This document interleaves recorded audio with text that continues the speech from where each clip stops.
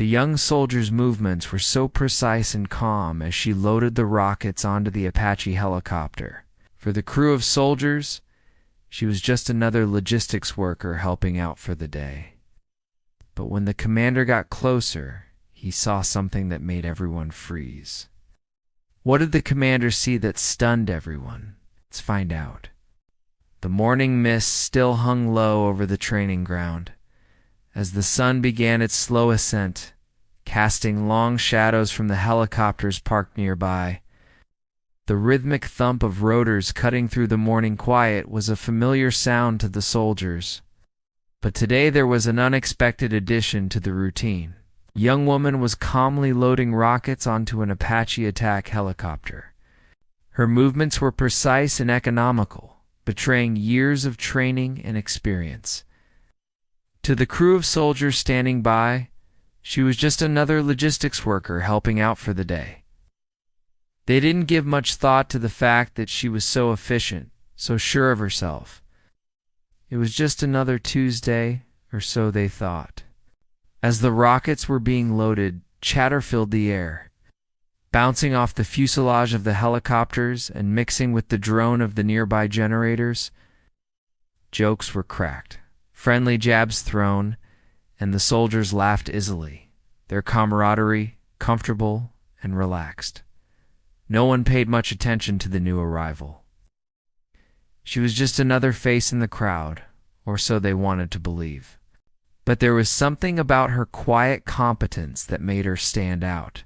Something about the set of her shoulders, the tilt of her chin, the way she held herself even in the midst of a busy, noisy workday. It was as if she carried an air of authority without even trying, yet no one questioned it. No one dared to. The commander, a seasoned veteran with eyes that had seen too much, was the first to notice.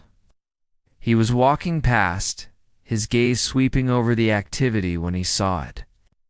A small, almost imperceptible insignia on the left side of her jacket. A badge that was rarely seen, almost never worn outside of highly classified units. It was the mark of an elite few, a special forces unit known for its daring missions and unwavering success rate. He stopped in his tracks, his eyes widening in surprise. He knew that badge. He had seen it only a handful of times in his career, each time a reminder of an impossible mission successfully completed, a target flawlessly eliminated. He couldn't believe what he was seeing. A member of the Shadowhawks, the most secretive and deadly unit in the entire force, was standing right in front of him.